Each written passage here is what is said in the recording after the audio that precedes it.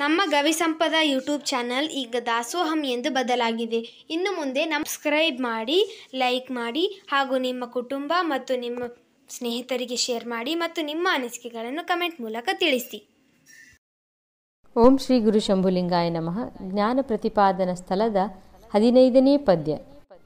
ಅರಿವು ನೀನೆಂದು ಸದ್ಗುರು ಪೇಳೆ, ತಿಳಿವನಿ ಜಾಣರ ದೇವಾ.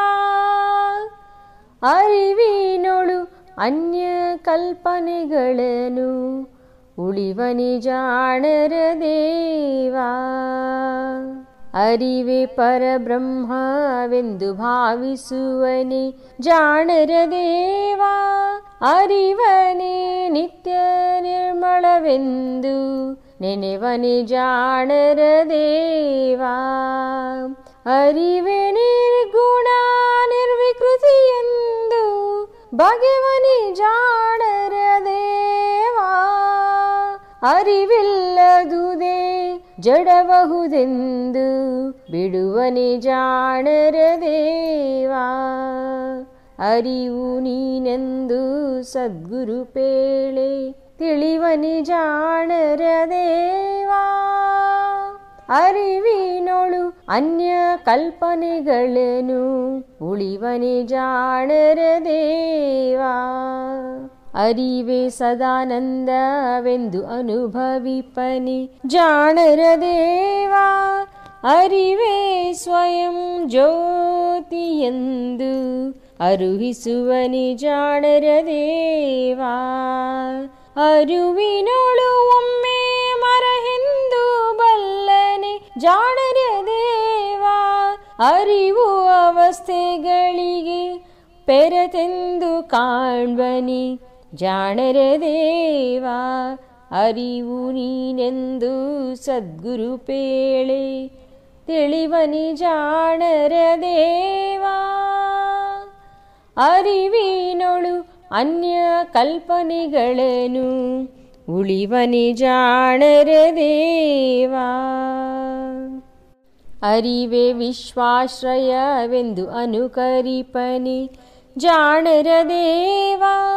ಅರಿವಿಲ್ಲದೆ ಆಗದು ಎಂಬುದನ್ನು ಊಹಿಸುವನಿ ಜಾಣರ ದೇವಾ. ಅರುಹು ಅರುಹಿಸಿಕೊಳ್ಳದೆಂದು ಅನುಮಿಸುವನಿ ಜಾಣರ ದೇವಾ. ಅರಿವೇ ಸಕಲ ಶಾಸ್ತ್ರ ಮತವೆಂದು ತೋರ್ಪನಿ ಜಾಣರ ದೇವಾ. ಅರಿವು ನೀನೆಂದು ಸದ್ಗುರು ಪೇಳೆ, ತಿಳಿವನಿ ಜಾಣರ ದೇವಾ. ಅರಿವಿನೊಳು ಅನ್ಯ ಕಲ್ಪನೆಗಳನ್ನು ಉಳಿವನಿ ಜಾಣರ ದೇವಾ. ಅರಿವು ತ್ರಿಪುಟಿಗೆ ಆದಿಯೆಂದು ಲಕ್ಷಿಸುವನೆ ಜಾಣರ ದೇವಾ. ಅರಿವನು ತನ್ನ ಕಣ್ಣೊಳು ಕುರುಹು ಇಡುವನೆ ಜಾಣರ ದೇವಾ. ಅರಿವೆ ವಿಷಯ ಫಲರೂಪವೆಂದು ನೋಳ್ಪನೆ ಜಾಣರ ದೇವಾ. ಅರಿವೆ ಸತ್ಕ್ರಿಯೆಗಳಿಗೆ ಹಸುವೆಂದು ಬಿಡದವನೇ ಜಾಣರ ದೇವಾ. ಅರಿವು ನೀನೆಂದು ಸದ್ಗುರು ಪೇಳೆ, ತಿಳಿವನಿ ಜಾಣರ ದೇವಾ. ಅರಿವಿನೊಳು ಅನ್ಯ ಕಲ್ಪನೆಗಳನ್ನು ಉಳಿವನಿ ಜಾಣರ ದೇವಾ. ಅರಿವೆ ವಿದ್ಯಾ ದೈವ ಗುರುವೆಂದು ಭಜಿಪನೆ ಜಾಣರ ದೇವಾ. ಅರಿವನೆ ಪರ ಮೋಕ್ಷದಿರವೆಂದು ಕೂರ್ಪನೆ ಜಾಣರ ದೇವಾ. ಅರಿವೆ ತಾನೆಂದು ಸಂದೇಹವೂ ಇಲ್ಲದಾತನೇ ಜಾಣರ ದೇವಾ. ಅರಿವಿದು ನಿಜ ಶಂಭುಲಿಂಗವೆಂದು ಇರ್ಪನೆ ಜಾಣರ ದೇವಾ. ಅರಿವು ನೀನೆಂದು ಸದ್ಗುರು ಪೇಳೆ ತಿಳಿವನೆ ಜಾಣರ ದೇವಾ. ಅರಿವಿನೊಳು ಅನ್ಯ ಕಲ್ಪನೆಗಳನ್ನು ಉಳಿವನೆ ಜಾಣರ ದೇವಾ. ಅರಿವು ನೀನೆಂದು ಸದ್ಗುರು ಪೇಳೆ ತಿಳಿವನೆ ಜಾಣರ ದೇವ. ಅರಿವಿನೊಳು ಅನ್ಯ ಕಲ್ಪನೆಗಳನ್ನು ಉಳಿವನೆ ಜಾಣರ ದೇವ. ಅರಿವೇ ಪರಬ್ರಹ್ಮವೆಂದು ಭಾವಿಸುವನೇ ಜಾಣರ ದೇವ. ಅರಿವನೇ ನಿತ್ಯ ನಿರ್ಮಳವೆಂದು ನೆನೆವನೇ ಜಾಣರ ದೇವ. ಅರಿವೇ ನಿರ್ಗುಣ ನಿರ್ವಿಕೃತಿ ಎಂದು ಬಗೆವನೇ ಜಾಣರ ದೇವ. ಅರಿವಿಲ್ಲದುದೇ ಜಡಬಹುದೆಂದು ಬಿಡುವನೇ ಜಾಣರ ದೇವ. ಹರಿ ಓಂ ಹರಿ ಓಂ ಹರಿ ಓಂ.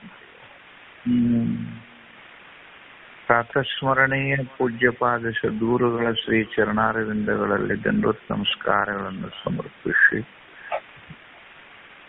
ಕ್ಷೇತ್ರಾದಿ ದೇವತೆಯಾದ ಜಗದ್ಗುರು ಗವಿಸಿದ್ದೇಶ್ವರ ಪೂಜ್ಯಪಾದರ ಶ್ರೀ ಚರಣಾರವಿಂದಗಳಿಗೆ ನತಮಸ್ತಕನಾಗಿ ಕಾರ್ಯಕ್ರಮದಲ್ಲಿ ಯಾವತ್ತೂ ಜೀವಂತ ದೇವರಾಗಿ ಮನುಷ್ಯ ಜನ್ಮದ ಉದ್ಧಾರವೇ ನನ್ನ ಚರಮ ಧ್ಯೇಯವೆಂದರಿತು ವಿಷಯಾದಿಗಳಲ್ಲಿ ಉದಾಸೀನತ್ವ, ಗುರು ಸೇವೆಯಲ್ಲಿ ಪಟುತ್ವ, ಅಧ್ಯಯನದಲ್ಲಿ ಅತ್ಯಂತ ಲಘುತ್ವವನ್ನು ಹೊಂದಿದ ಪೂಜ್ಯಪಾದರೇ ತಮ್ಮೆಲ್ಲರಿಗೆ ನನ್ನ ನಮಸ್ಕಾರಗಳನ್ನು ಸಮರ್ಪಿಸ್ತಾ ಇದ್ದೇನೆ. ನಿನ್ನಿನ ದಿನದಿಂದ ಅರಿವೇ ನೀನು ಎಂಬ ಭಾವವನ್ನ ಬಹಳ ಸ್ಪಷ್ಟವಾಗಿ ಗುರುಗಳು ನಮಗೆ ಉಪದೇಶ ಮಾಡ್ತಾ ಬಂದ್ರು. ಬಹಳ ಚಂದ ಒಂದು ಕಥೆ ಶಾಸ್ತ್ರದಲ್ಲಿ ದಶಮನ ಕಥೆ ಅಂತ ಒಂದು ಕಥೆ ಅದು. ನಿಮ್ಗೆಲ್ಲ ಗೊತ್ತಿರೋದು ಅದು. 10 ಜನ ತುಂಬಿದ ನದಿಯನ್ನು ದಾಟ್ತಾ ಇದ್ರು ರುದ್ರನ. 10 ನದಿ ದಾಟುವಾಗ ಪಾಪ ಅವ್ರಿಗೆ ಏನೋ ಆ ಕಡೆಗೆ ಹೋದಾಗ ಏನ್ ಅನಿಸ್ತು ಅಂತಂದ್ರೆ 10 ಮಂದಿ ಅದಿಯೋ ಇಲ್ಲೋ ನೋಡ್ಕೋಬೇಕು ಅಂತೇಳಿ ಅವ್ರ ಯೋಚನೆ ಬಂದಿತ್ತು. ಹಾಗಾದ್ರೆ ಎನಸ್ಬಿಟ್ಟು ನೋಡೋಣ ಅಂತ ಹೇಳಿ ಒಬ್ಬ ಎನಸ್ಲಿಕ್ಕೆ ನಿಲ್ದ. ಉಳಿದವರೆಲ್ಲ ಎದುರಿಗೆ ನಿಂತರು. ಎಷ್ಟು ಜನ ಆಗ್ತಿದ್ರು ಅವರು? 9 ಜನ ಆಗ್ತಿದ್ರು. ಅವಾಗ ಅವ್ರಿಗೆ ಏನ್ ಅನಿಸ್ಬಿಡ್ತಿತ್ತು ಅಂತಂದ್ರೆ 10ನೇದ ಒಬ್ಬ ಸತ್ತು ಹೋಗಿದ್ದಾನೆ ನೀರಿನಲ್ಲಿ. ನಿನಗೆ ಅನಿಸ್ಲಿಕ್ಕೆ ಬರುದಿಲ್ಲ ಅಂತ ಇನ್ನೊಬ್ಬ ಬರ್ತಿದ್ದ, ಅವನು ಹಾಗೆ ಅನಿಸ್ತಿದ್ದ. ಅವಾಗೆಲ್ಲರೂ ದುಃಖಿತರಾಗಿ ಏನ್ ಮಾಡಿದ್ರು ಅಂತಂದ್ರ ಅಳ್ಕೋತ ನಿಂತು ಬಿಟ್ಟಿದ್ರು. ಅಷ್ಟೊತ್ತಿಗೆ ಒಬ್ಬ ಆಪ್ತ ಪುರುಷ ಬಂದ. ಯಾಕೆ ಅಳ್ತೀರಿ ಅಂತ ಕೇಳ್ದ. ನಾವು 10 ಜನರು ಒಬ್ಬಲ್ಲಿ ನೀರಾಗ ಮುಳುಗಿ ಹೋಗಿದೀವಿ, ಯಾರು ಹೋಗಿದಾರೋ ಅಂತ ಗೊತ್ತಿಲ್ಲ ಅಂದಾಗ ಅವನು ಸೂಕ್ಷ್ಮವಾಗಿ ನೋಡದ 10 ಹುಡುಗರು ಅಲ್ಲೇ ಇದ್ರು. ಇವರ ತಪ್ಪಣ್ಣವರಿಗೆ ಅರ್ಥೈಸಬೇಕು ಅಂತ ಹೇಳಿ ಅವನು ಏನ್ ಮಾಡದ ಅಂದ್ರ 10ನೇಯವನು ನೀನೇ ಅಂತ ಅವನ ನೆತ್ತಿಯನ್ನು ಬಡ್ದ. ಮಾಡಿದ್ದೇನಲ್ಲಿ ಅವ್ರ ತಪ್ಪನ್ನು ತೋರಿಸ್ಕೊಟ್ರು ಅಷ್ಟೇ. ಏನಾದ್ರು 10ನೇಯವನು ಸೃಷ್ಟಿ ಮಾಡದ ಅವನು ಇಲ್ಲ. ಯಾವ ಮರೆವೆಯಿಂದ 10ನೇಯವನು ಇಲ್ಲ ಎಂಬ ಭಾವ ಅವರಿಗೆ ದುಃಖಕ್ಕೆ ಕಾರಣವಾಗಿತ್ತು, ಹಾಗೆ ದೇಹಾದ್ರೂಪವಾದಂತಹ ಪರಿಪದಾರ್ಥಗಳಲ್ಲಿ ನಾನತ್ವವನ್ನು ಮುಳುಗಿಸಿ ಜೀವ ಏನಾಗಿದ್ದ ಅಂದ್ರೆ ನಾನು ಬಂಧಿತ, ನಾನು ಅಲ್ಪಜ್ಞ, ನಾನು ಕಿಂಚಿಜ್ಞ, ನಾನು ಜನನ ಮರಣಗಳಿಗೆ ಉಂಟಾದವನು ಅಂತ ಹೇಳಿ ಅವನು ದುಃಖಿತನಾದಾಗ ಸದ್ಗುರುಗಳು ಏನ್ ಮಾಡಿದ್ರು ಅಂದ್ರೆ ವಸ್ತು ನಿರ್ದೇಶನ ಮಂಗಲ ಏನ್ ಪ್ರಾರಂಭ ಮಾಡಿದ್ರು ಅವರು ಮೊದಲು? ವಸ್ತು ನಿರ್ದೇಶನ ಮಂಗಲ. ವಸ್ತು ನಿರ್ದೇಶನ ಮಂಗಲ ಅಂದ್ರೆ ಏನು ಅಂದ್ರೆ ವಸತಿ ಇತಿ ವಸ್ತು. ವಸ್ತು ಅಂತ ಯಾವ್ದಕ್ ಕಾಣಬೇಕು ಅಂದ್ರೆ ಯಾವುದು 3 ಕಾಲದಲ್ಲಿ ಅನುಸೂತವಾಗಿ ಯಾವುದಕ್ಕೆ ಇರುವಿಕೆ ಇದೆಯೋ ಅದಕ್ಕೆ ಇಲ್ಲದಿರುವಿಕೆ ಅನ್ನೋದು ಇರಲೇಬಾರದು. ಯಾವುದು ವಸ್ತುಪ ಅಂದ್ರೆ ಸ್ವರೂಪವೇ ವಸ್ತು. ಇಲ್ಲಿ ಯಾವ್ದಪ್ಪ ವಸ್ತು? ಇಲ್ಲಿ ಸ್ವರೂಪವೇ ವಸ್ತು. ನಿನ್ನ ಚೈತನ್ಯವೇ ವಸ್ತು. ಬಹಳ ಅಗಲ್ ಮಾಡೋದು ಬ್ಯಾಡ, ಬಹಳ ಹೇಳದಲ್ಲಿ. ಚೈತನ್ಯ ರೂಪನಾಗಿರ್ದು ಜಡಪಂಚಭೂತ ಈ ದೇಹ ನೀನೆಂಬೆ. ಪೂತ ನಿರ್ಮಲ ನಿಜತತ್ವಮಯನಾಗಿ ಸೂತ ಕಾಲಿ ವಿಧಿ ಹಿಡಿದಿರ್ಪೇ ಅಜ್ಞಾನಿ ಅಲ್ಲವೇ ನೀನು. ಜೀವ ಸಂಭೂತನ ಸ್ಥಳದಲ್ಲಿ ಕಪಾಳಿ ಹೊಡೆದು ಏನ್ ಕೇಳ್ತಾರೋ ಅಂದ್ರೆ, ಅಲ್ಲೋ 10ನೇದವನು ನೀನೇ ಇದ್ದುಕೊಂಡು 9ನೇವನು ಮುಗಿದ ನಂತರ 10 ನಾನು ಅಂತ ನಿನ್ನ ಕೈಯನ್ನು ಎದಿಗೆ ಹಚ್ಚಿಕೊಳ್ಳೋದು ಬಿಟ್ಟು 10ನೇವನು ಸತ್ತು ಹೋದ ಅಂತ ಹೇಳ್ತೀಯಲ್ಲೋ ಮೂರ್ಖ, ಅಜ್ಞಾನಿ ಅಲ್ಲವೇ ನೀನು ಅಂತ ಅನ್ನೋದಿಲ್ಲ. ಹಾಗೆ ಏನ ಆತು ಅಂತಂದ್ರೆ ಬಹಳ ಚಂದ ನಿರ್ವಾಣಾಷ್ಟಕದಲ್ಲಿ ಶಂಕರ ಭಗವತ್ಪಾದರು ಇದನ್ನು ಬಹಳ ಚೆನ್ನಾಗಿ ರಚನೆ ಮಾಡಿದ್ದಾರೆ. ಚಿದಾನಂದ ರೂಪ ಶಿವೋಹಂ ಅನ್ನುವಂತ ಪದವನ್ನು ತೆಗೆದು ನೋಡ್ರಿ, ಅಷ್ಟು ಹೇಳಕ್ ಆಗುದಿಲ್ಲ. ಮನ ಬುದ್ಧಿಯಾದಿಗಳೆಂಬ ಅಂತಃಕರಣ ಚತುಷ್ಟಯಗಳು ಕೂಡ ನಾನಲ್ಲ, ಅವು ನನ್ನಿಂದ ಬೆಳಗಿಸಿಕೊಳ್ಳುತ್ತವೆ. ಹೌದಾ? ದಶೇಂದ್ರಿಯ ಪಂಚಕಗಳಾಗಲಿ, ವಾಯು ಪಂಚಕಗಳಾಗಲಿ, ಭೂತ ಪಂಚಕಗಳಾಗಲಿ, ವಿಷಯ ಪಂಚಕಗಳಾಗಲಿ, ಅವು ನಾನಲ್ಲ, ಅವು ನನ್ನಿಂದ ಬೆಳಗಿಸಿಕೊಳ್ಳುತ್ತವೆ. ಕರ್ಮ ವಿದೂರನಾಗಿ ಪುಣ್ಯ ಪಾಪಗಳಿಲ್ಲ, ಹುಟ್ಟು ಸಾವುಗಳಿಲ್ಲವಾಗಿ ಮಾತಾಪಿತರಿಲ್ಲ. ನಾನು ಕೇವಲ ಚಿದಾನಂದ ರೂಪನು ಅಂತ ಬರೆದನ್ನ ಬಹಳ ಸಲ ಹೇಳಿದ್ದೀನಿ, ಮತ್ತೆ ಹೇಳುದು ಬೇಡ. ಮುಂದೆ ವಿಷಯ ಬಹಳ ಅದ. ಇದನ್ನೆಲ್ಲ ಕಲ್ಪನೆಯನ್ನು ಕೊಟ್ಟು ಏನ್ ಹೇಳಿದ್ರು ಅಂತಂದ್ರೆ, ನೋಡಪ್ಪ, ಕನಸಿನೊಳಗೆ ಸಹಿತ ಅರಿತಾಗಲಿ ಮರೆತಾಗಲಿಯೂ ಕೂಡ ಜಡರೂಪ ದೇಹ ನಾನಂತ ಅನ್ಬೇಡ, ನೀ ಏನಂತ ಅನ್ಕೋಬೇಕು, ಚೈತನ್ಯ ರೂಪವೇ ನಾನು ಅನ್ನು ಅಂತ ಹೇಳಿ ತಮಗ ಪಲ್ಲವಿಯಲ್ಲಿ ಹೇಳಿದ್ರು. ಪುಣ್ಯಾತ್ಮರ ತಾವು ಅನ್ಯ ಕಲ್ಪನೆಗಳ ಏನ್ ಬರ್ತಾವ ಅನ್ನೋದನ್ನ ನೀವು ಬಹಳ ಶಾಸ್ತ್ರೀಯವಾಗಿ ಉಪದೇಶವನ್ನು ಮಾಡಿದಿರಿ. ನಿಮಗೆ ಮತ್ತೊಮ್ಮೆ ಧನ್ಯವಾದಗಳನ್ನ ಅರ್ಪಿಸುತ್ತಾ, ಎಷ್ಟು ಸಂಶಯಗಳು ಬರ್ತಾವ ಅನ್ನೋದು ನೋಡ್ಕೋರಿತಮ್ಮ. ಎಷ್ಟು ಹೇಳಿದ್ರು ಕೂಡ ಸಂಶಯ ಮುಕ್ತವಾದಂತ ಬದುಕು ಒಂದು ಕ್ಷಣ ಆದ್ರೂ ಸಿಗ್ತತೇನು ಅಂತಂದ್ರೆ ನನಗೆ ನಾಚಿಕ್ ಬರ್ತದ ರುದ್ರಣ್ಣ. ಪ್ರತಿಯೊಬ್ಬರಲ್ಲಿಯೂ ಸಂಶಯದಿಂದಲೇ ಜಗತ್ತನ್ನು ನೋಡ್ಲಿಕ್ಕೆ ಶುರು ಮಾಡಿರ್ತದೆ. ಎಷ್ಟೇನೇ ಮಾಡಿ ಸತ್ಯವನ್ನು ಮಾಡಿ ಆಣಿ ಮಾಡಿ ಗುರುಪಾದ ಬಡದು ಹೇಳಿದ್ರು ಕೂಡ ಕೇಳುಗನ ಎದೆಯೊಳಗೆ ನಿಸ್ಸಂಶಯವಾದ ಜ್ಞಾನ ಆಗವಲ್ದು.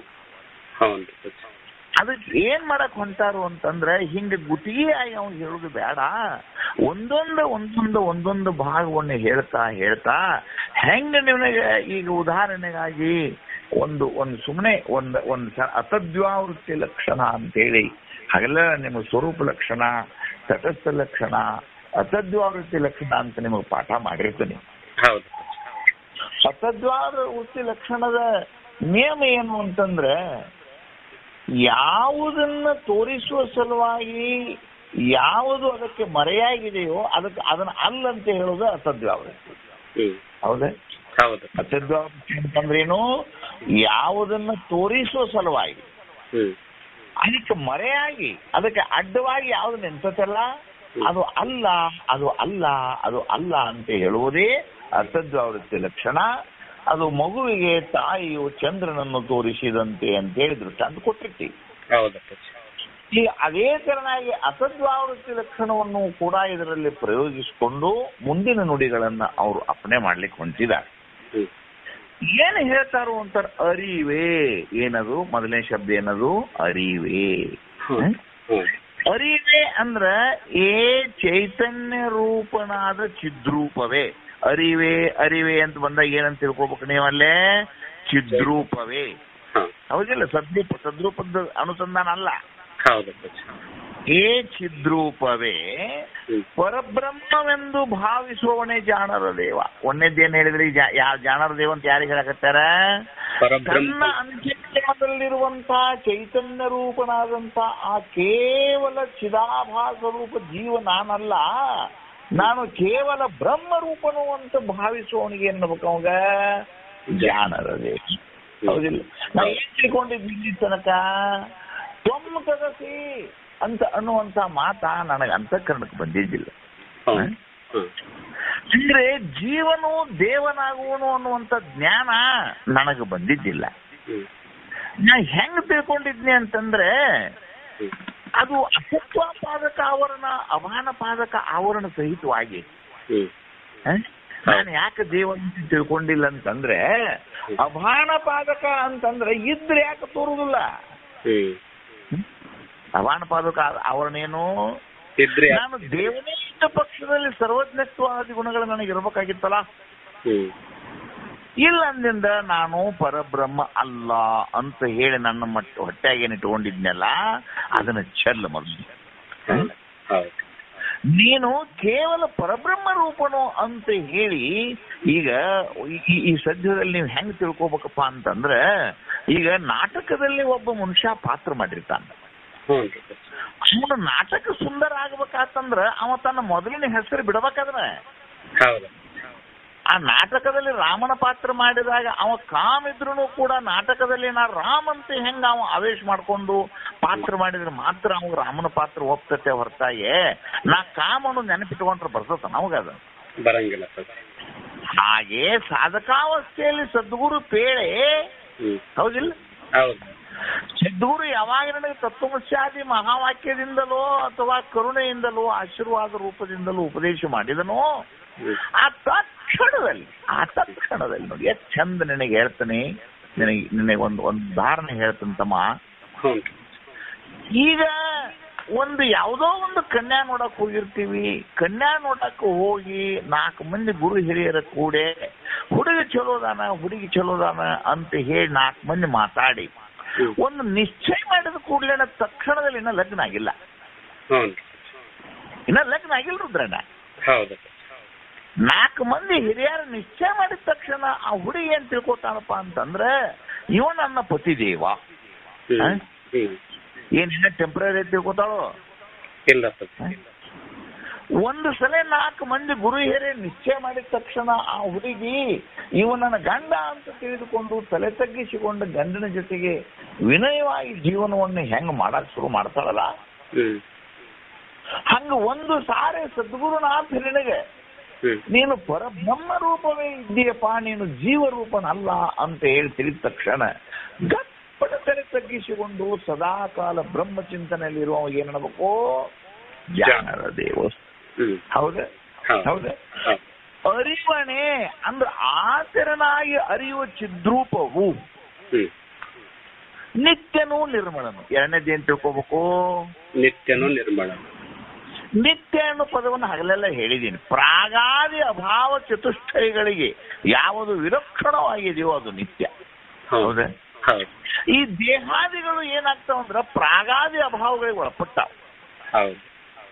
ಆ ನಂತರದಲ್ಲಿ ಷಡೂರ್ಮಿಗಳನ್ನು ಹೊಂದಿದಾವ, ಷಡ್ ವಿಕಾರಗಳಿಗೆ ಹೊಂದಿದಾವ, ಆ ನಂತರ ತ್ರಿವಿಕೃತಿಗಳಾಗಿದ್ದಾವ.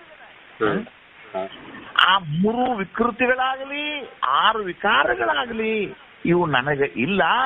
ನಾನು ಕೇವಲ ನಿತ್ಯ ನಿರ್ಮಲನು ಎಂದು ತಿಳಿದುಕೊಂಡು ಸದಾವ ಕಾಲದಲ್ಲಿ ಆ ಯಾವಾತನು ಕೇವಲ ಸ್ವಯಂಭೂ ರೂಪದಿಂದ ನಿಂದಿರ್ತಾನೋ ಅವಾಗೇನಬೇಕು? ಅವಾಗ ಜಾಣರ. ಹೌದಿಲ್ಲ? ದೇಹದೊಂದಿಗೆ ಸಾಯುವವನು, ದೇಹದೊಂದಿಗೆ ಹುಟ್ಟುವವನು, ಬಾಲಕ ಯೌವನ ವೃದ್ಧಾತ್ವಗಳನ್ನು ಪಡೆಯುವವನು ಅಂತ ನೀ ತಿಳ್ಕೊಂಡ್ರೆ ನೀ ಜಾಣರ ದೇವ ಅಲ್ಲ. ಆ ದೇಹ ಏನದ ಅದು ಅಭಾವ ಚತುಷ್ಟಯ ಒಳಪಟ್ಟದು. ನಾನು ಅಭಾವಕ್ಕೆ ವಿಲಕ್ಷಣಿದ್ದವನು. ಹೌದಿಲ್ಲ? ಅಂತ ವಿಕೃತಿ ರಹಿತನಾದಂಥವನು ನಾನು ಎಂಬಂತ ಜ್ಞಾನ ನಿನ್ನ ಅಂತಃಕರಣದಲ್ಲಿ ಬಸುರಾದ ಹೆಣ್ಮಗಳು ದವಾಖಾನೆ ಹೋಗಿರ್ತಾರೆ. ದವಾಖಾನೆ ಹೋಗಿ ಯಪ್ಪ ನನಗೆ ಹಿಂಗ ಅಂತ ಕೂಡಲೇ ಅವ್ರು ಏನ್ ಹೇಳ್ತಾರಪ್ಪ ಅಂದ್ರೆ, ನೋಡುವ ಬಾಳ್ ಚಲೋ ಆತು, ಪೇಡೆ ಕೊಡ್ಬೇಕು ನೀನು, ನಿನಗೆ 3 ತಿಂಗಳ ಗರ್ಭಿಣಿ ಅದಿ ನೀನು ಅಂತ ಡಾಕ್ಟರ್ ಹೇಳಿದ ತಕ್ಷಣ ಆಕಿ ಎದೆಯಾಗ ಹೆಂಗಕತ್ತೀಗ? ಆಕಿಗೆ ಎದೆಯಾಗ ಹೆಂಗಕತ್ತೀಗ? ಆಕಿಗೆ ನಾ ತಾಯಿ ಅನ್ನುವಂತ ಭಾವ ಬಂದ್ಬಿಟ್ಟು ನೋಡಿ. ನಾ ಹಡ್ದಿಲ್ಲ ಆಕಿ. ಹೌದಿಲ್ಲ? ಹೆಂಗೆ ಡಾಕ್ಟರ್ನೇ ಬಸುರೇವಿಯಮ್ಮ ಅಂತ ಹೇಳಿದ ತಕ್ಷಣ ನಾನು ತಾಯಿ ಅಂತ ಹೆಂಗಾಕಿ ತಾನು ತಿಳಿಯಾಗ್ತಾ ತಿಳ್ಕೊಂಡು ಆ ಹೊಟ್ಟಾನ ಕೂಸಿನ ಬಗ್ಗೆ ಮೋಹ ಬೆಳೆಸಿಕೊಂಡು ಸದಾ ಕಾಲದಲ್ಲಿ ಹಗಲಿ ರಾತ್ರಿ ಏನ್ ಚಿಂತಿನಕ್ಕಿದು? ಆ ಹೊಟ್ಟಾನ ಕೂಸಿನ ಚಿಂತೆ. ತನ್ನ ಚಿಂತೆ ಬಿಟ್ಲಕ್ಕೀಗ. ತನ್ನ ಚಿಂತೆ ಬಿಟ್ಟು ಕೂಸಿನ ಸಲುವಾಗಿ ನೀರು ಕುಡಿಬೇಕು, ಕೂಸಿನ ಸಲುವಾಗಿ ಜ್ಯೂಸ್ ಕುಡಿಬೇಕು, ಕೂಸಿನ ಸಲುವಾಗಿ ಯೋಗಾಸನ ಮಾಡ್ಬೇಕಂತ ಹೇಳಿ ಹಗಲಿ ರಾತ್ರಿ ಏನ್ ಬಡ್ಕೋತಾಡ್ರದ್ರನ್ನ ಈಗಕ್ಕೆ? ಕೂಸು ಕೂಸು ಕೂಸು ಕೂಸು ಕೂಸಿನ ಮಾರಿ ನೋಡ್ಯಾಳೇನು? ಇಲ್ಲಪ್ಪ. ನೋಡದೇ ಇದ್ರೂ ಕೂಡ ಆಕೆ ಹೆಂಗ ತನ್ನ ತಾಯ್ತನದ ಸುಖವನ್ನು ಕೂಸಿನ ಜೊತೆಗೆ ಕೂಡಿ ಆಕೆ ಹೆಂಗ ಜೀವನದಲ್ಲಿ ಅನುಭವಿಸ್ತಾಳೋ ಹಂಗ ಒಂದು ಸಾರಿ ನೀನು ಅರೂಪ ಅಂತ ಹೇಳಿದ ಕೂಡಲೇ ತಕ್ಷಣದಲ್ಲಿ ಆ ಕೂಸಿನ ತಾಯಿ ಅಂತ ನೀನು ಸಂತೋಷವಾಗಿದ್ದೆ ಅಂದ್ರೆ ನಿನ್ನ ಹೆಸರೇನಪ್ಪಾ? ಜಾಣರ ದೇವ. ಅರಿವು ನಿರ್ಗುಣ ನಿರ್ವಿಕೃತಿ. ಅವಾಗ ನಿನಗೆ ಮತ್ತೊಂದು ಸಂಶಯ ಬಂತು. ನೋಡು, ದೇಹದಲ್ಲಿ ಸತ್ವ ರಜ ತಮ ಅನ್ನುವಂತ ಗುಣಗಳು ಉಪ್ಪಿಟ್ಟಿನ ಚದ್ದಿ ಕುದ್ದಂಗೆ ಕುಣುತ್ತಿರ್ತಾವ. ಹೌದಾ? ಒಮ್ಮೆ ಸತ್ವ ಗುಣ ಮ್ಯಾಲ ಬಂದಾಗ ಮಠಕ್ಕೆ ಹೋಗ್ಬೇಕು ಅನಿಸ್ತತಿ, ಒಮ್ಮೆ ರಜೋ ಗುಣ ಮ್ಯಾಲ ಬಂದಾಗ ವ್ಯಾಪಾರ ಮಾಡ್ಬೇಕು ಅನಿಸ್ತತಿ, ಒಮ್ಮೆ ತಮೋ ಗುಣ ಬತ್ತು ಅಂದ್ರೆ ಯಾವ್ದೂ ಬೇಡಪ್ಪ ಮಣ್ಕೋಬೇಕು ಅನಿಸ್ತತಿ. ಹಿಂಗ ದೇಹದಲ್ಲಿ ಸದಾ ನೀಡುತ್ತತಿ ಇದು. ಈ ತೆರನಾಗಿ ನಡೆಯುವ ಗುಣಗಳ ಗುಣಾಕಾರಕ್ಕೆ ತಾನು ಹೊಂದದೆ ಸಕಲ ಗುಣಗಳು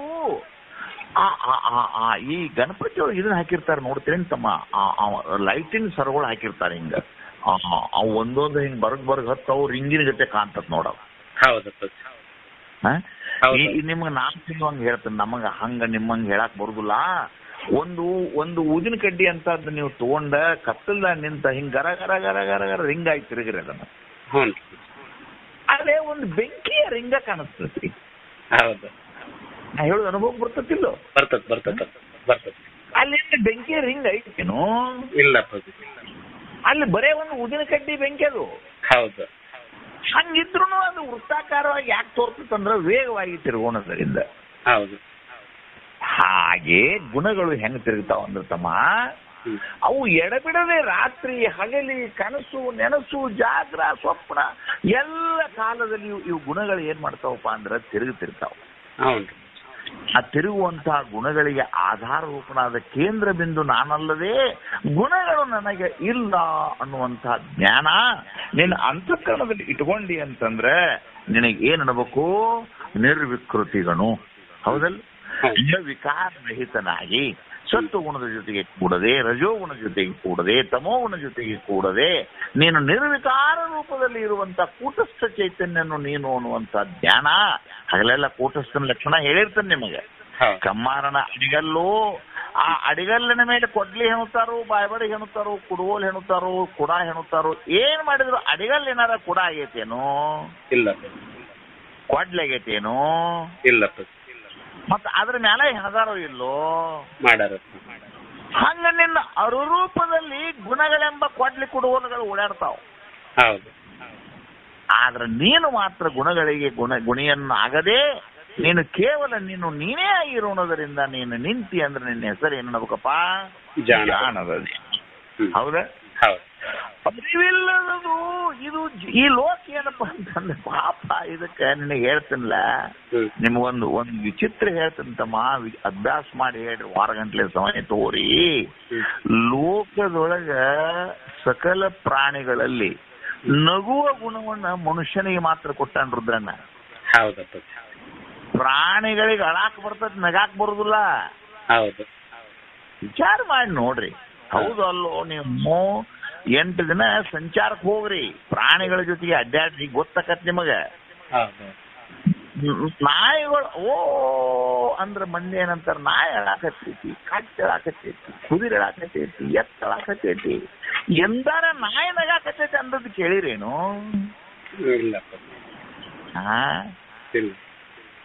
ನಗುವ ಗುಣವನ್ನ ಪರಮಾತ್ಮ ಕೊಟ್ಟದ್ದು ಮನುಷ್ಯರಿಗೆ ಮಾತ್ರ. ಮತ್ತ ಅಂತ ವಿಶೇಷ ಗುಣವನ್ನು ಇಟ್ಕೊಂಡು ನೀವು ಆತ್ರಿ ಅಂದ್ರ ನಾ ಏನ್ ಹೇಳಿ ಹೋರುದ್ರಣ್ಣ? ಇನ್ನ ನಾ ಏನ್ ಹೇಳು ಮಾರಾಯ ನಿಮಗಿನ್ನ? ಯಾಕೆ ನಗುವ ಗುಣ ಕೊಟ್ಟಾನಪ್ಪ ಅಂತಂದ್ರ ಆತ್ಮನ ಆನಂದದ ಅವಿರ್ಭಾವತೆ ಈ ಮನುಷ್ಯ ಜನ್ಮದಲ್ಲಿ ಮಾತ್ರ ಸಾಧ್ಯ ಇತ್ತಮ್ಮ. ಆ ಆನಂದದ ಅವಿರ್ಭಾವದ ಲಕ್ಷಣ ಏನಪ್ಪಾ ಅಂತಂದ್ರೆ, ಈಗ ಬಸುರಾದ ಹುಡುಗಿಯ ಲಕ್ಷಣ ಏನಪ್ಪಾ ಅಂದ್ರ ವಾಂತಿ ಮಾಡಿಕೊಳ್ಳು. ಒಂದು ಹುಡುಗಿ ಬಸುರಾದ್ಲು ಅಂತಂದ್ರೆ ಆಕಿಗೆ ಏನಾಕತ್ತೆ ಅಂದ್ರೆ ಬಯಕೆ ಅಂತ ಬಂದು ಆಕೆ ಮಾಡ್ಕೋಬಾರ್ದಂದ್ರೂ ಕೂಡ ವಾಂತಿ ಬರ್ತದ ಆಕೆಗೆ. ಯಾವುದೇ ವಾಸನೆ ಬಡಿತಿ ಅಂತಂದ್ರೆ ಮೂಗಿಗೆ ವಾಂತಿ ಬಂದಂಗ ಆಕತಿ, ದುಂಡ್ರಿಸ್ದಂಗ ಆಕತಿ. ಆಕೆಗೆ ಬಸರಾದ ಲಕ್ಷಣವೇ ಆದ ಹೆಂಗೋ ಹಂಗ ನೀನು ಆತ್ಮನ ಆನಂದದ ಲಕ್ಷಣವೇ ನೀನು ನಗುದು. ನಗುವೇ ನಿನ್ನ ಲಕ್ಷಣ. ತಿಳಿಸಿಲ್ದಮ್ಮ. ಹೌದು. ಅಂದ್ರೆ ಈ ನಿನ್ನನ್ನು ಬಿಟ್ಟು ಅನ್ಯವಾಗಿ ನಿನ್ನಿಂದ ಅರಿವಿಸಿಕೊಳ್ಳುವಂತ ಸಕಲ ಜಗತ್ತೇನಂತಿದು ಜಡರೂಪ ಐತಿ. ಹೌದಾ? ಒಂದು ಹಂಗ ನಿನಗ ಹಂಗ ಒಂದ್ ಸಣ್ಣ ದೃಷ್ಟಾಂತ ಹೇಳ್ತಾನೆ. ಒಂದು ಕಡೆ ನಿನಗೆ 1 ಕಿಲೋ ಒಂದು ಕಲ್ಲು ಬಿದ್ದಿತ್ತು, 1 ಕಿಲೋ ಮಗ್ಗಲ್ದಾಗ ಬಂಗಾರ ಬಿದ್ದಿತ್ತು ಅಂತ ತಿಳ್ಕೊ. ಇದು ಬಂಗಾರ ಇದು ಕಲ್ಲು ಅಂತ ಹೇಳವ್ ನೀನು ಏನ ಬಂಗಾರದ ಆ ಬಂಗಾರದ ತುಕಡು ಏನಾರ ನಾ ಬಂಗಾರ ಅಂತ ಹೇಳ್ತೇನು? ಇಲ್ಲ. ಯಾಕೆ? ಅದು ಜಡ ಅದ. ಅದು ಬಂಗಾರ ಇರಬಹುದು, ನಾ ಇಲ್ಲ ಅನ್ನೋದಿಲ್ಲ. ಅದು ಬಂಗಾರ ಇದ್ರೂ ಕೂಡ ನಾ ಬಂಗಾರ ಅನ್ನೋದು ಅದಕ್ಕೆ ಗೊತ್ತಿಲ್ಲ. ಸಕಲವನ್ನು ಅರಿಯುವವನು ನೀನು ಅರುರೂಪನಿದ್ದೇ ಹೊರತು ನಿನ್ನಿಂದ ಅರಿವಿಸಿಕೊಳ್ಳುವಂತ ಸಮಸ್ತ ಜಗತ್ತೇನದ ಜಡ ರೂಪವಾಯಿತು. ಹೌದಾ? ಮುಂದೆ ನೋಡಿ, ಮುಂದೆ ಅರಿವೇ ಸದಾನಂದವೆಂದು ಅನುಭವಿಪನೆ ಜಾಣರ ದೇವ. ಅರಿವೇ ಜ್ಯೋತಿಯೆಂದು ಅರಿಯಿಸುವನೇ ಜಾಣರ ದೇವ. ಅರಿವಿನೊಳು ಇಲ್ಲ ಒಮ್ಮೆ ಮರಹೆಂದು ಬಲ್ಲನೆ ಜಾಣರ ದೇವ. ಅರಿವು ಅವಸ್ಥೆಗಳಿಗೆ ಪೆರೆತಂದ ಕಾಣ್ಬನೆ ಜಾಣರ ದೇವ. ಎಲ್ಲವೂ ನಿಮಗ್ ಗೊತ್ತಿದ್ದೈತೆಪ್ಪ, ಸುಮ್ನೆ ಸರಳ ಮಾತು ಹೇಳ್ತಾನೆ. ಹೌದು. ಯಾಕಂದ್ರೆ ಎಲ್ಲವೂ ಪಾಠದಲ್ಲಿ ಬಂದು ಹೋಗ್ಯಾವ. ಹೌದು. ಅರಿವಿನ ಲಕ್ಷಣವನ್ನ ನಿಮಗ ಹಗಲೆಲ್ಲ ಒಂದು ಮಾತನ್ನ ನಾ ನಿಮಗ ಹಾಲಿನ ಲಕ್ಷಣ ಕೊಟ್ಟು ಹೇಳ್ತಿರ್ತೇನೆ. ಒಂದು ಹಾಲು ಅನ್ನೋದು ಸಿದ್ಧ ಆಗ್ಬೇಕಾದ್ರೆ ಏನೇನಿರ್ಬೇಕು ಅನ್ನೋದನ್ನ ನಿಮಗೆ ಹಗಲೆಲ್ಲ ಹೇಳಿದ್ದೇನೆ ಮತ್ತು ನೆನಪಿಸ್ತೇನೆ. ದ್ರವತ್ವಂ ಮಧುರತ್ವಂ ಶುಭ್ರತ್ವಂ ಇತಿ ಕ್ಷೀರ ಲಕ್ಷಣ. ಕ್ಷೀರಕ್ಕೆ ಏನೇನು ಹೇಳಿದಪ್ಪ ಲಕ್ಷಣ? ದ್ರವತ್ವಂ ಶುಭ್ರತ್ವಂ ಮಧುರತ್ವಂ ಇತಿ ಕ್ಷೀರ ಲಕ್ಷಣ.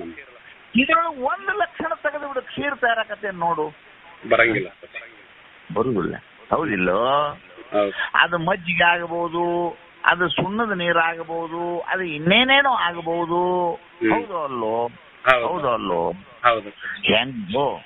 ಹಂಗ ಅರಿವು ಅಂದ್ರೆ ಏನು ಅಂತ ಹೇಳ್ತಾನಂದ್ರೆ ಅದು ಸತ್ತು ಚಿತ್ತಾನಂದ ಅನುಭವಿಸೋನೇ ಜಾಣರ ದೇವ. ಚಂದ ಆತಿಲ್ಲ? ಚಂದ ಆತಿಲ್ಲ? ಅರಿವು ಅಂದ್ರೆ ಎಲ್ಲ ಕಾಲದಲ್ಲಿಯೂ ಎಲ್ಲ ದೇಶದಲ್ಲಿಯೂ ಎಲ್ಲ ಕಾಲಿನಲ್ಲಿಯೂ ಯಾವುದು ಶಾಶ್ವತವಾಗಿ ಇರುತ್ತದೆಯೋ ಅದು ಸತ್ತು. ಎಲ್ಲವನ್ನು ಯಾವುದು ಅರಿಯುತ್ತದೆಯೋ ಅದು ಚಿತ್ತು. ಎಲ್ಲ ಕಾಲದಲ್ಲಿಯೂ ಕೇವಲ ಆನಂದ ರೂಪವಾಗಿರುತ್ತದೆಯೋ ಅದು ಆನಂದ. ಹೆಂಗ ಶುಭ್ರತ್ವ ಮಧುರತ್ವ ಅದೇನೇನೋ ಹೇಳಿದ್ರಲ್ಲ ಅಲ್ಲಿ, ಹಂಗ ಅರಿವು ಸದಾನಂದ. ಇದು ಯಾವತ್ತು ಏನಪ್ಪಾ ಅಂತಂದ್ರೆ ನೋಡು, ನಿಮಗೊಂದು ಮಜಾ ಹೇಳ್ತೀನಿ. ಒಂದು ಮಜಾ. ಶಿಶುನಾಳ ಶರೀಫ್ ಶಿವಯೋಗಿಗಳು ಮತ್ತು ನಾಗಲಿಂಗದ್ದವರು ಕೂಡಿ ಹುಲಕೋಟೆ ಮುಂದೆ 4 ಕಿಲೋಮೀಟರ್ ಮೇಲೆ ಕುರ್ತಕೋಟೆ ಅಂತ ಒಂದು ಊರು. ಆ ಕುರ್ತಕೋಟೆಗೆ ಭಿಕ್ಷಾ ಹಿಡ್ಕೊತ ಹಾಡು ಮಂದಿ ಒಂದು ನಮೂನಿ ಜನಾಂಗಿದು. ಅಲ್ಲಿ ಹೋಗಿ ಒಂದು ದ್ಯಾಮೋನ್ ಗುಡಿ ಒಳಗೆ ವಸ್ತಿ ಮಾಡಿದ. ಹೂ ಅಂತ ಮಳಿ ಹತ್ತಿ ಭಯಂಕರ ಶೇಡ್ ಹತ್ತಿದ ಕೂಡಲೇ ಆ ದ್ಯಾಮೋನ್ ಮೂರ್ತಿನ ತಗೊಂಡು ಕಟ್ಟಿಗೆ ಮೂರ್ತಿ ಪಡ್ ನೆಲಕ್ಕೆ ಬಡದು ಒಣದ ಕ್ಯಾಶಿಯ ಉರಿ ಹಚ್ಚಿದ್ರು. ಏನ್ ಮಾತಾಡ್ತೀರಿ ಇಂಥವ್ರು ಕೂಡ? ಮುಂಜಾನೆ ಇಡೀ ಊರು ಮಂದಿ ಬಂದು ದೇವರಾ ಸುತ್ತಾರ ಮಂದಿ ಕೂಡಿತಪ್ಪ.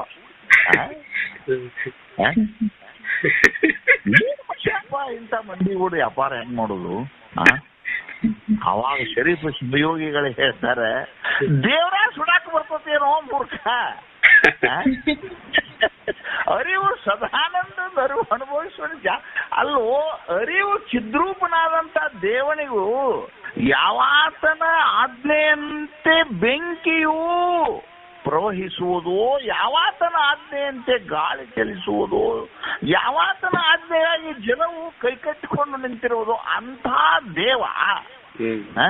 ನೈನಂ ಚಿಂದಂತಿ ಶಸ್ತ್ರಾಣಿ ನೈನಂ ದಹತಿ ಪಾವಕ ಅನ್ನುವಂತ ಶಾಸ್ತ್ರ ಹೇಳಿದ ಕೂಡಲೇ ಆ ಮಂದಿ ತಿಳಿಲಿಲ್ಲ. ಹಳೆ ಹೊಡ್ರಕ್ ಬಿಟ್ಬಿಡ್ರಪ್ಪ, ಹೋಗ್ಬಿಟ್ರ. ಹೌದಲ್ಲ? ಅರಿವು ಸದಾನಂದ ಅನುಭವಿಸುವನೇ ಜಾಣರ ದೇವ. ಹೌದಿಲ್ಲ? ಮೂರ್ತಿ ಜೊತೆಗೆ ದೇವರ ಹುಟ್ಟಿಲ್ಲ, ಮೂರ್ತಿ ಜೊತೆಗೆ ಸತ್ತಿಲ್ಲ. ಸಕಲ ಮೂರ್ತಗಳಿಗೆ ಯಾವನು ಆಧಾರವನು ಅವನು ಸದಾನಂದ. ಎರಡನೇ ಅರಿವು ಸ್ವಯಂ ಜ್ಯೋತಿಯನ್ನು ಅರಿವಿಸುವವನಿಗೆ ಇದು 2ನೇ ಸಲ ಒಂದು ಸ್ವಲ್ಪ ಮಲು ಮಾಡ್ಯಾನ ನೋಡಿ. ಸುಮ್ಮನೆ ಏನೋಪ್ಪ ಗಡ್ಡ ಬಿಟ್ಕೊಂಡು ನಾ ಏನೋ ಮಾಡ್ಕೊಂಡು ದಾಸೋಹವನ್ನು ಕಟ್ಕೊಂಡು ಅಡ್ಡಾಡಿ ಗುರು ಆದವರು ಜಗತ್ತಿನೊಳಗೆ ಸಾಕಷ್ಟು ಮಂದಿ. ಏನೋ ಹೆಣ್ಣು ಹಿಂಡಿದಂಗೆ ದಾರ ಮಾಡಿ ಕೊಡೋರು, ಗಂಡ ಮಕ್ಕಳಿಗೆ ಕೊಡೋರು, ಆಶೀರ್ವಾದ ಮಾಡೋರು, ಇಂಥವ್ರು ಲೋಕದೊಳಗೆ ಕೋಟಿ ಮಂದಿ. ಇವ್ರು ಯಾರು ಗುರುಗಳಲ್ಲ.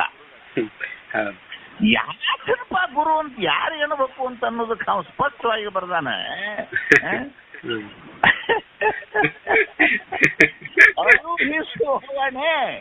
ಹೌದಿಲ್ಲ? ಶಿಷ್ಯನು ಸಂಶಯ ರೂಪದಿಂದ ಕೇಳಿದ ಕೋಟಿ ಪ್ರಶ್ನೆಗಳಿಗೂ ಕೂಡ ಕಪಾಳ ಹೊಡೆದು ಉತ್ತರ ಹೇಳ್ಬೇಕು. ಹೆಂಗ್ ಹೇಳ್ಬೇಕು? ಕುಯ್ ಕುಯ್ ಕುಯ್ ಕುಯ್ ಅಲ್ಲ, ಪುಸ್ತಕದಾಗ ತೆಗೆದು ನೋಡ್ತಾನ ಅಲ್ಲ.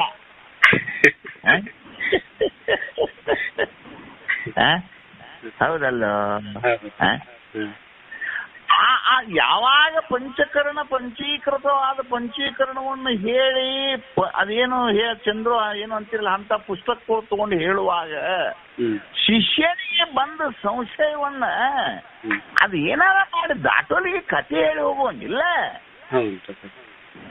ಜಡ ದುಃಖಾದಿ ಮಿಶ್ರರೂಪವಾದಂತ ಈ ಪ್ರಪಂಚ ಅನ್ನೋದು ಮಿಥ್ಯದ, ನೀನು ಸತ್ಯ ಅನ್ನೋದನ್ನ ಅವನು ಅನುಭವ ಬರುವಂಗ ಶ್ರುತಿ ಯುಕ್ತಿ ಉಪಮಾನ ಪ್ರಮಾಣ ಏನೇನು ಕೊಟ್ಟು ಹೇಳ್ಬೇಕು? ಶ್ರುತಿ ಯುಕ್ತಿ ಉಪಮಾನ ಪ್ರಮಾಣ. ಇಲ್ಲಪ್ಪ, ಈ ಪಕ್ಷ ಸಾಧ್ಯ ಹೇತು ದೃಷ್ಟಾಂತ ಅಂತೇಳಿ ಹಿಂದೆ ಶಾಸ್ತ್ರವಾಗಿ ಹೇಳಿರ್ತೇನೆ ನಿಮಗೆ. ಈಗ ಆಗಲೇ ಏನೋ ಹೇಳ್ಕೋತ ಬಂದ ಬಸರಿನ ಮಗಳ ಪ್ರಮಾಣ ಕೊಟ್ನಿ ಡಾಕ್ಟರ್ ಇವೇನು ಪುಸ್ತಕದಾಗ ಬರ್ದಾವಣ್ಣ. ತತ್ಕ್ಷಣದಲ್ಲಿ ನಿನ್ನ ಅನುಭವದ ಕುಲುಮೆಯೊಳಗೆ ಹುಟ್ಟಿಸ್ಬೇಕ ಅವನ್ನ. ಎಷ್ಟು ದಿನ ಪುಸ್ತಕ ಓದಾವ್ರದ್ರಣ್ಣ? ಪುಸ್ತಕ ಏನ್ ಮಾಡ್ತದ ನಿನ್ಗದು? ಸ್ವಂತ ನಿನ್ನ ಅಂತಃಕರಣದ ನಿನ್ನ ಹೃದಯ ಕಮಲದೊಳಗ ಅಮೃತದ ಬಿಂದುವಿನೊಳಗ ಆ ಜ್ಞಾನ ಕರುಣ ಸತ್ಕಲೆ ಶಾಸ್ತ್ರ ಪರಿಣತೆ ಸೌಂದರ್ಯತೆ ಸುಮುಖತ್ವ ಸುಗುಣ ಸುಜ್ಞಾನಗಳಿರುವವನೇ ಸೇವೆ ಗುರುವಕ್ಕೂ. ಎಂಥವಪ್ಪ ವೈಯಾಕರಣಿಯಾಗಿ ಕರುಣ ರಸದ ಕೋಡಿ ಒರಿವ ಕಟಾಕ್ಷದ ಪರತತ್ವ ರೂಪೋ ಆಲಾಪದ ವರಪುಣ್ಯಮಯ ಶರೀರದ ನಿರಾಭಾರಿ ಸದ್ಗುರು ಇರಲೆನ್ನ ಮಾನಸದಲ್ಲಿ. ಹೌದಲ್ಲ? ಎಂಥವಪ್ಪ ಜಾಗ್ರ ಸ್ವಪ್ನ ಸುಷುಪ್ತಿಯಲ್ಲಾಗಲಿ ಸಂಚಾರ ಕಾಲದಲ್ಲಾಗಲಿ ರೋಗ ಬಂದು ನೆಲಕಚ್ಚಿ ಮಣ್ಣು ಮುಚ್ಚಿ ಪ್ರಾಣ ಬಿಡುವ ಸಮಯದಲ್ಲಿಯೂ ಕೂಡ ಆ ಶಿಷ್ಯನಿಗೆ ದೇಹ ಭಾವ ನಾನು ಅನ್ನುವುದು ಬಾರದೆ ನಾನು ಕೇವಲ ಚೈತನ್ಯ ರೂಪನು ಅನ್ನುವಂತಹ ಜ್ಞಾನ ಅದನ್ನ ಉಪದೇಶ ಮಾಡ್ತಾನಲ್ಲ ತಮ್ಮ. ಆ ಉಪದೇಶ ಮಾಡುವ ಪುಣ್ಯ ಪುರುಷನಿಗೆ ಏನ್ ಅನ್ಬೇಕು? ಜಾಣರ ದೇವ. ನನಗ ಬಡ ಹೇಳಕ್ ಬರುದಿಲ್ಲ, ನನಗೆ ಭಯಂಕರ ಏನಾರ ನೆನಪಕ್ಕೈತಮ್ಮ. ಸುಮ್ಮ ಒಂದು ಮಾತು ಹೇಳೋ ಬಾಳ ಹೇಳುದಿಲ್ಲ. ಒಂದ್ ದಿವಸ ತಮ್ಮ ಪಾಂಡವರು ಸಂಚಾರ ಮಾಡ್ಕೋತ ಅವರು ಬದರಿ ಕ್ಷೇತ್ರದ ಕಡೆಗೆ ಹೊರಟಿದ್ದಿರುದ್ರಣ್ಣ. ವನವಾಸದ ಕಾಲ ಚಂದಂಗೆ ಕೇಳಪ್ಪ, ಎಷ್ಟು ನಿಮ್ಮ ಜನ್ಮದ ಪುಣ್ಯ ಇದ್ದಿತ್ತು, ಯಾಕೆ ನನಗೆ ಹಂಗೆ ಹೇಳಕ್ ಮನಸ್ಸಕ್ಕತ್ತು ನನಗೂ ತಿಳಿದಿಲ್ಲ. ಹೊಂಟಿದ್ರು ಆ ಹೊಂಟ ಹೇಳಿದಾಗ ಮುಂದ ಧರ್ಮ, ಅವನ ಹಿಂದೆ ಭೀಮ ಅರ್ಜುನ ಅವು ಹೆಣ್ಮಗಳು ಅವನ್ನ ಕುಲಸರಿ ಹಿಂದಿಂದ ಹೊಂಟಿದ್ರು. ಆಕಾಶ ಕಡೆಯಿಂದ ಒಂದು ಹೂ ಹಾರಿ ಬಂದ ಪಟಕ್ನ ಆ ದ್ರೌಪದಿ ಮುಂದೆ ಬಿತ್ತಪ್ಪ. ಆ ದ್ರೌಪದಿ ಮುಂದೆ ಬಿದ್ದ ಕೂಡಲೇ ಎತ್ತಿ ನೋಡ್ತಾಳ, ಆ ಹೂವ ಲೋಕದಲ್ಲಿ ಇಲ್ಲದಂತ ಸೊಗಸಾದ ವಾಸನೆ. ಅದಕ್ಕ ಆ ಹೂವಿನೊಳಗ ಇಲ್ಲಿ ತಕ ಅಂತ ವಾಸನೆಯನ್ನೇ ಕಂಡಿಲ್ಲ. ಆ ನಂತರ ತೆಗೆದು ನೋಡ್ತಾಳ, ಅದಕ್ಕೆ 5 ಎಲೆಗಳು, 5 ಎಲೆಗಳಿಗೆ 5 ಬಣ್ಣಗಳು, ಮನಮೋಹಕ ರೂಪ, ಅತ್ಯಂತ ಸುವಾಸವಾದಂತ ಪುಷ್ಪವನ್ನು ನೋಡೇ ಭೀಮನಿಗೆ ಒಂದು ಮಾತು ಹೇಳಿದ್ಲು. ಭೀಮ, ಆಕಾಶದಾಗಿದ್ದ ಹಾರಿ ಬತ್ತಂದಿಂದ ಇದು ಏನಿದ್ದಿತ್ತು? ಇದ್ರ ಸನೇದಾಗ ಎಲ್ಲಾರು ಇಂಥದ್ ಗಿಡ ಇದ್ದಿತ್ತೇನು? ಗಾಳಿಗೆ ಅದು ಏನಾರ ಉದುರಿ ಹಿಂಗ್ ಬಂದು ಬಿದ್ದಿರ್ಬೇಕೇನು? ನನಗೆ ಇಂಥದ್ದು ಏನೋ ಒಂದು ಹೂ ತಂದು ಕೊಡ.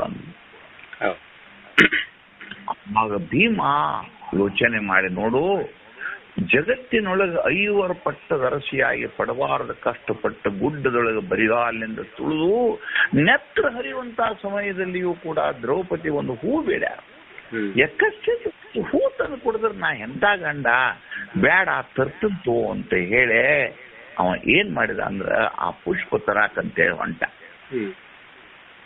ಹೊಂಟ ಕೂಡಲೇ ಮುಂದೆ ಬರುವುದೇ ಆ ಪುಷ್ಪದ ಹೆಸರು ಸೌಗಂಧಿಕ ಪುಷ್ಪ. ಅದು ನೀವು ಮಹಾಭಾರತ ಓದುವಾಗ ನಿಮಗೆ ಅದು ಎಲ್ಲಾರ ನಿಮಗೆ ಬಂದು ಬರ್ತತೆ ನಾವು. ಆ ಸೌಗಂಧಿಕ ಪುಷ್ಪ ತರಬೇಕಂತ ಹೇಳಿ ಹೊಂಟ ಕೂಡಲೇ ಮುಂದೆ ಬರುವುದೇ ಅಲ್ಲಿ ಬರುವುದೇ ಅಲಕಾಪುರ, ಅಲಕಾಪುರದಲ್ಲಿ ಬರುವುದೇ ಕುಬೇರವನ, ಆ ಕುಬೇರವನ ದಾಟಿದ ಗಂಧಮಾದನ ಪರ್ವತ, ಗಂಧಮಾದನದ ನೆತ್ತಿ ಮೇಲೆ ಆ ಹೂವಿನ ಶಿಖರ, ಅದನ್ನ ಏರ್ಬೇಕಂತ ಹೇಳಿ ಭಯಂಕರ ಕಷ್ಟಪಟ್ಟು ಆಗ ದಾರಿಯೊಳಗೆ ಏನಾಗ್ಬಿಡ್ತು ಅಂತಂದ್ರೆ ಒಂದು ಕೊಲ್ಲಿನಂತದ್ದು ಒಂದು ಗುಡ್ಡ ಕೂತಿತ್ತಪ್ಪ ದಾರ್ಯಾಗ. ಅದಕ್ಕೆ ಈಗ ಏನಂತ ಕರ್ತಾರಪ್ಪ ಅಂತಂದ್ರೆ ಡಾರ್ಜಿಲಿಂಗದ ರೋಡ್ನಾಗ ಐತದು, ಅದಕ್ಕೆ ಬಾಂದಾರ ಪೂಂಚಿ ಅಂತ ಕರೀತಾರೆ. ಬಾಂದಾರ ಪೂಂಚಿ ಅಂದ್ರೆ ಬಾಂದಾರ ಅಂದ್ರೆ ಮಂಗ, ಪೂಂಚಿ ಅಂದ್ರೆ ಬಾಲ. ಒಂದು ಮಂಗನ ಬಾಲವನ್ನ ನೆಲಕ್ಕೆ ಚೆಲ್ಲಿದ ರೂಪದಂತಹದ್ದು ಒಂದು ವ್ಯಕ್ತಿ ಅಲ್ಲಿ ಕೂತಿತ್ತು. ಮ್ಯಾಲ ಹಿಮ ಬಿದ್ದಿತ್ತು, ಹಳೇ ಗುಡ್ಡ ಕಂಡಂಗ್ ಕಾಣ್ತಿತ್ತು. ಭೀಮ ಹೋಗಿ ನೋಡ್ತಾನ, ಮನುಷ್ಯ ಅಂದ್ರೆ ಮನುಷ್ಯ ಅಲ್ಲ, ಮರ ಅಂದ್ರೆ ಮರ ಅಲ್ಲ, ಇದು ಯಾವ ವಿಚಿತ್ರವಾದಂತ ಪ್ರಾಣಿ ಇದ್ದಿತ್ತು, ಇದು ಏನಿದ್ದಿತ್ತು ಅಂತ ಹೇಳಿ ವಿಚಿತ್ರ ಅನಿಸಿ ಬಾಲ ಮುಚ್ಚಿ ನೋಡಿದ. ಬೆಚ್ಚಗ ಇತ್ತು. ಬೆಚ್ಚಗೈತಂದಿನ ಸತ್ತಿಲ್ಲಿದು, ಇದಕ್ಕೆ ಜೀವ ಐತಂತ ತಿಳ್ಕೊಂಡು ದೂರದಿಂದ ನಿಂತು ನಮಸ್ಕರಿಸಿ, ನೋಡು ನನ್ನಿಂದ ಏನಾದ್ರೂ ತಪ್ಪಾದ್ರೆ ಯಾವನಾದ್ರೂ ಯಕ್ಷನೋ ಕಿನ್ನನೋ ಕಿಂಪುರುಷನೋ ದೇವನೋ ಗಾನನೋ ಗಂಧರ್ವನೋ ಅದರಿಂದ ಮತ್ತೊಂದು ತೊಂದರೆ ಆಗಿದ್ದಿತ್ತಲ್ಲ ಅಂತ ಅದ್ರ ಮುಖದ ಮುಂದೆ ಹೋಗಿ, ಹೇ ಮಹಾನುಭಾವ, ನೀನು ಯಾರು ಇಂಥ ಘೋರ ಅರಣ್ಯದಲ್ಲಿ ಕುಳಿತಿದ್ಯಾಕ, ಎಷ್ಟು ವಯಸ್ಸಾಗೈತಿ ನಿನಗ, ನೀ ಯಾರು ಅನ್ನೋದನ್ನ ಒಂದ್ ಸ್ವಲ್ಪ ಹೇಳು ಅಂತ ಭೀಮ ಕೇಳಿದಪ್ಪ. ಅವಾಗ ಅಲ್ಲಿದ್ದಂತ ಗುಡ್ಡ ರೂಪದ ಕಲ್ಲು ಮಾತಾಡಿತಿ, ನೋಡು ನಾ ಯಾರನ್ನೋದನ್ನ ತಿಳ್ಕೊಂಡ್ರ ನೀ ಏನ್ ಮಾಡಾಮದಿ, ನಾ ಏನ್ ನಿನ್ನ ಅಂತೇಳಿ ಬಂದಿಲ್ಲ, ನನ್ನ ಪಾಡಿಗೆ ನಾ ಕೊಡ್ತೀರ, ನೀನಾಗಿ ನನ್ನ ಕೆಣಕ್ ಕೇಳ್ತಿ ಅಂದ್ರೆ ನೀ ಯಾರನ್ನೋದು ಮೊದಲು ಹೇಳು. ಅದೇನ್ ಕೇಳ್ತದು, ನೀ ಯಾರು ಮೊದಲು ಹೇಳ. ಅವಾಗ ಇವ್ ಭಯಂಕರ ಕಸುಳು ಹುಡುಗ ನೋಡಿ, ಇವ್ ಹೆಂಗ್ ಹೇಳಿದಪ್ಪ ಅಂತಂದ್ರೆ, ನೋಡು ನೀನು ಪಾಪ ಮುದುಕದಂಗ್ ಕಾಂತಿ, ನಿನಗ ಮಂದಿ ಸುದ್ದಿ ಟಿವಿ ಅದು ಇದ್ದಂಗ್ ಕಾಣುದಿಲ್ಲ ನಿನ್ನಂತೇಳಿ, ನನ್ನ ಹೆಸರು ಕುಂತಿತನಯ, ನಾನು ವಾಯುಪುತ್ರನ ಅವತಾರಿಯಾದಂತ ಭೀಮಸೇನ ಅಂತ ಜಗತ್ ನನ್ನ ಕರುತತಿ, ನಾನು ಗದೆಯಲ್ಲಿ ಬಡದ್ನಿ ಅಂತಂದ್ರ ಭೂಮಿಯ ತಲೆ ಒಡೆದ ಗಂಗಿ ಜಿಗುತ್ತತಿ, ಅಂತ ಪರಾಕ್ರಮ ಉಳ್ಳಂಥವನ ನನ್ನನ್ನ ನೀ ಯಾರಂತ ಕೇಳ್ತೀಯಲ್ಲೋ ಕೋಟಿ, ನಿನಗೆ ಜ್ಞಾನ ಇಲ್ಲೇನು ಅಂತ ಇವ ಕೇಳಿದ. ಅವಾಗ ಅದು ಕೋಟಿ ಅಂತೂ ಏನು ತಮ್ಮ, ನನಗಂತೂ ಕೋಟಿ ಅಂತ ಕರುತಿ, ಏನ್ ಅಡ್ಡಿ ಇಲ್ಲ, ಜಗತ್ತ ಕರೆದತಿ, ನೀವ ಬಂದ್ರಿ ಏನ್ ನನಗೇನ್ ತೊಂದ್ರೆ ಇಲ್ಲ. ನಾ ಏನ್ ಕೇಳಿನ ನಿನ್ನಂದ್ರೆ, ನೀ ಯಾರಂತ ಕೇಳಿ, ನಿಮ್ಮ ಅವನ ಹೆಸರು ಏನು ಅಂತ ಕೇಳಿಲ್ಲ, ನೀ ಯಾರ ಮಗ ಅಂತ ಕೇಳಿಲ್ಲ, ನಿನ್ನ ಶಕ್ತಿ ಸಾಮರ್ಥ್ಯ ಐತತ್ತು ನಾನು ಕೇಳಿಲ್ಲ, ನಿನಗೆ ಇಲ್ಲಂತೂ ಹೇಳಿಲ್ಲ. ಏನ್ ಕೇಳಿ ನಿನ್ನ, ನೀ ಯಾವಾಗ ಆ ಕೋಟಿ ಈ ತೆರನಾಗಿ ಮಾತಾಡ್ತಲ್ಲ, ಅವಾಗ ಭೀಮ ವಿಚಾರ ಮಾಡದ, ಹೌದಲ್ಲ ಅವ ಕೇಳಿದ್ದು ನೀ ಯಾರಂತೇಳಿ, ನಾ ಹೇಳಿದ್ದು ಮೌನ ಹೆಸರ, ನಾವು ಪಾಂಡವರು, ನಾವ್ ಹಂಗ ನಾವು ಸಂಬಂಧ ಇಲ್ಲದ ಮಾತು ಒಟ್ಟು, ಇಂಥ ಮಾತು ಹೇಳುವುದರಿಂದ ಇದು ಉಪಯೋಗ ಇಲ್ಲ ತಿಳ್ಕೊಂಡು ಸಾಷ್ಟಾಂಗ ಹಾಕಿದ. ಏ ಮಹಾನುಭಾವ, ನನಗೆ ನಾ ಯಾರು ಅನ್ನೋದು ಗೊತ್ತಿಲ್ಲ, ನಿನಗೆ ಉಪದೇಶ ಮಾಡು ಅಂತ ಅಂದಾಗ ಅದು ಹನುಮಾನ್ ಚಾಲೀಸದ ಉಪದೇಶ ಆತು. ಅಲ್ಲಿ ಇದ್ದವ್ರು ಯಾರು, ತ್ರೇತಾಯುಗದ ರಾಮಭಕ್ತನಾದಂತ ಶ್ರೀಮಾನ್ ಆಂಜನೇಯ ಕುಳಿತುಕೊಂಡು ತನ್ನ ಸ್ವರೂಪವೇ ಇನ್ನೊಂದು ರೂಪವಾಗಿ ತೋರಿದಂತ ಭೀಮನಿಗೆ ಸ್ವರೂಪ ಜ್ಞಾನ ಉಪದೇಶ ಮಾಡಿದಲ್ಲ, ಅದಕ್ಕೆ ಅವ್ಗೆ ಏನಂತ ಕರುತ್ತಾರಂದ್ರ ಬುದ್ಧಿಮತಾಂ ವರಿಷ್ಠಂ. ಏನಂತ ಕರೆದಾರು, ಬುದ್ಧಿಮತಾಂ ವರಿಷ್ಠಂ. ಅದಕ್ಕೆ ಕನ್ನಡದ ಜಾನರ ದೇವ ನೋಡ.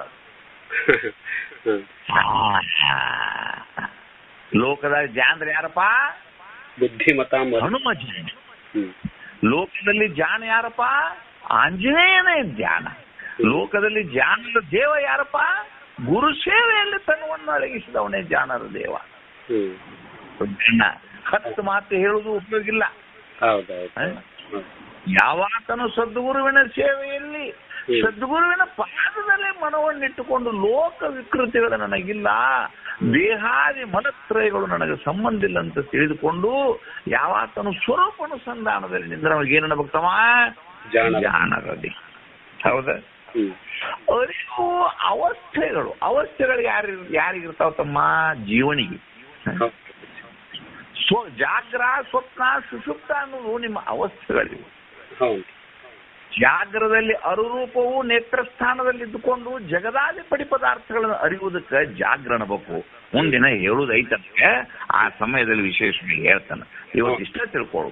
ಏನಪ್ಪಾ, ಕಣ್ ತೆಗೆದುಕೊಳ್ಳಿ ಎದುರಿಗಿರುವಂತ ಜಗತ್ತನ್ನ, ನಿನ್ನ ಸ್ವದೇಹವನ್ನು ನೀನು ನೋಡ್ತಿದ್ದಿ ಅಂದ್ರೆ ನಿನಗೆ ಜಾಗ್ರದಾವಸ್ಥೆ. ಹೌದಾ?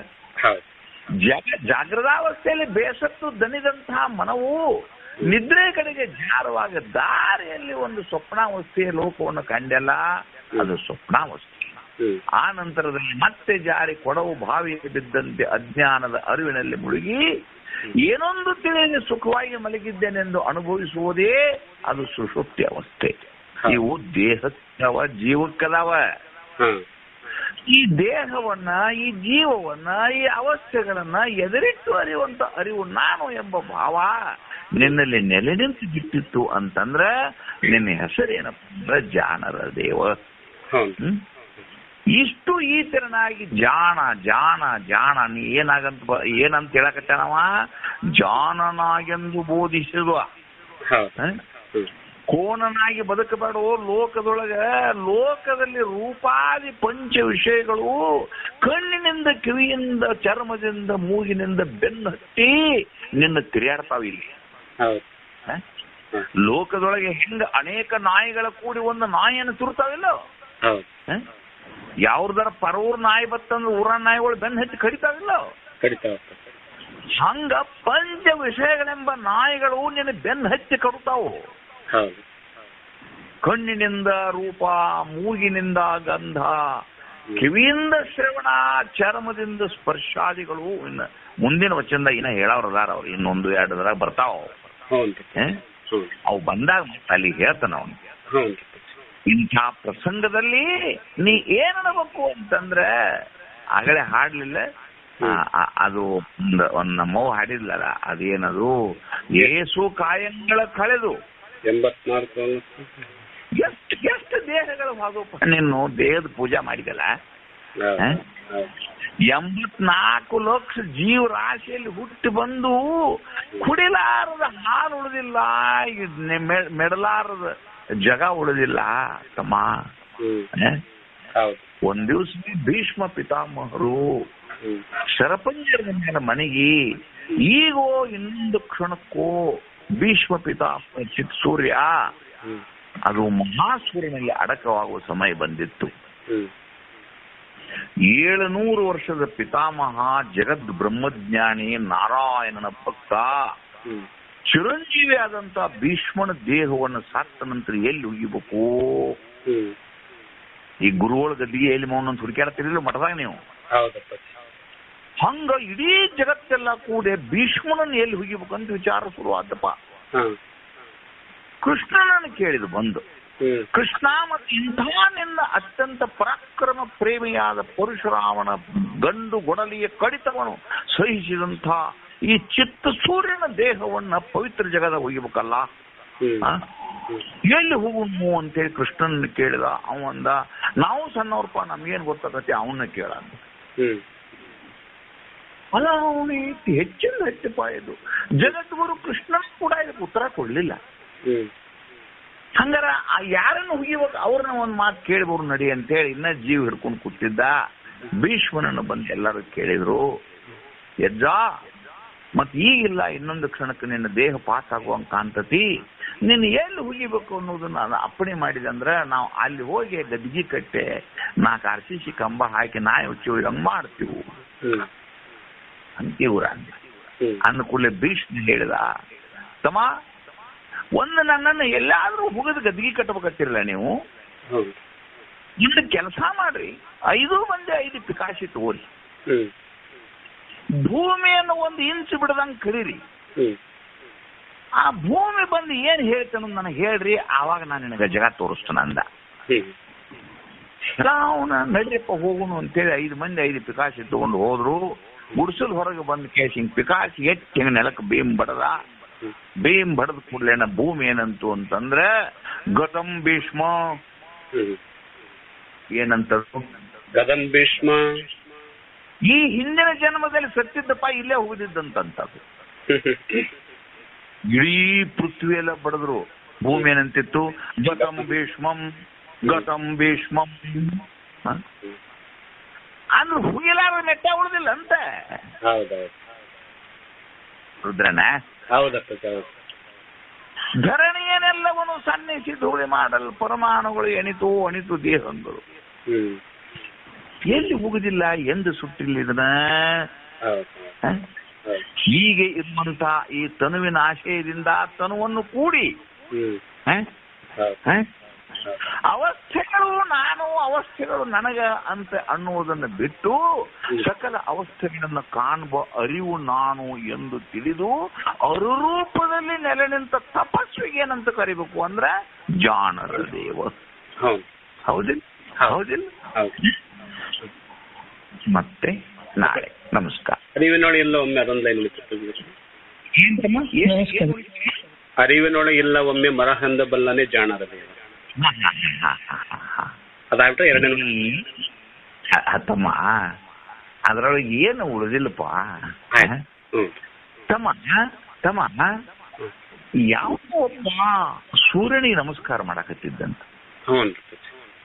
ಸೂರ್ಯನಿಗೆ ನಮಸ್ಕಾರ ಮಾಡಿ ಏನಂದ ಅಂತಂದ್ರೆ, ಎಲ್ಲೋ ಸೂರ್ಯನೇ, ಜಗತ್ತಿನ ಗಾಢಾಂಧಕಾರವನ್ನು ಕಳೆದು ಬೆಳಕನ್ನು ತೋರುವ ಮೂರ್ತಿಯೇ ನಿನಗೆ ನಮಸ್ಕಾರ ಅಂದ.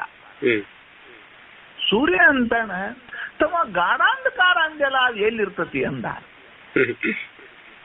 ಅವಾಗ ಹುಡುಗ ಗಣಿಸ್ತಿ ಪಾಪ ಇವ್ ಆಕಾಶ ಇರ್ತಾರಲ್ಲ, ಕತ್ಲಿ ಎಲ್ಲಿತ್ತು ಅನ್ನೋದು ಇವ್ ಗೊತ್ತಿದ್ದಂಗೆ ಕಾಣುದಿಲ್ಲ. ಪಾಪ ಅವಾಗ ಕತ್ತ ತೋರಿಸ್ಬೇಕಂತ ಹೇಳಿ ಕೇಶ ಅವ ಏನಂದ, ನೋಡಪ್ಪ ಇವತ್ತಂತೂ ನಿನಗೆ ಸಿಗುದಿಲ್ಲದು, ನಾ ರಾತ್ರಿ ಡಬ್ಬೆ ತುಂಬಿಟ್ಕೊಂಡ್ ಬಂದು ಮುಂಜಾನೆ ತೋರಿಸ್ತಾನಂದ. ಯಾರು ಮಾಡತ್ತಾರಪ್ಪ ಅಷ್ಟ ಮಾಡಂತಂದ. ಹುಡುಗ ರಾತ್ರಿ ಒಂದು ಬೆಡ್ರೂಮ್ನಾಗ ಹೋಗಿ ಎಲ್ಲಾ ಲೈಟ್ ಆರಿಸಿ ಕತ್ತಲ್ ಕರ್ರದಿಂದ ಒಂದು ಉಂಡಿ ಡಬ್ಬ್ಯಾಗ ಕತ್ಲ ಫುಲ್ ತುಂಬಿದವನ ಬದುಕಿನ ಬಾಯಿ ಹಾಕಿದವ. ಯಾಕಂದ್ರೆ ಜಿಗಿದ್ ಹೊರಗೆ ಹೋಗ್ಬಾರ್ದಲ್ಲ. ಗಟ್ಟೆನ ಮ್ಯಾಲ ಅರಿವಿ ಕಟ್ಕೊಂಡು ಕೇಶ್ ಮುಂಜಾನೆ ಎದ್ದ ಸೂರ್ಯನ ಉದಯ ಆಗೋದಕ್ಕ ಮತ್ತ ನದಿ ಅಂತೇಳಿ ಸ್ನಾನ ಮಾಡಿದ. ಸೂರ್ಯ ಬಂದ. ಏ ಸೂರ್ಯ ದೇವ, ನಿನ್ನೆ ಕತ್ಲ ನೋಡಿಲ್ಲ ಅಂದೆಲ್ಲ, ತಂದನು ತೋರಿಸ್ಲೇನಂದ.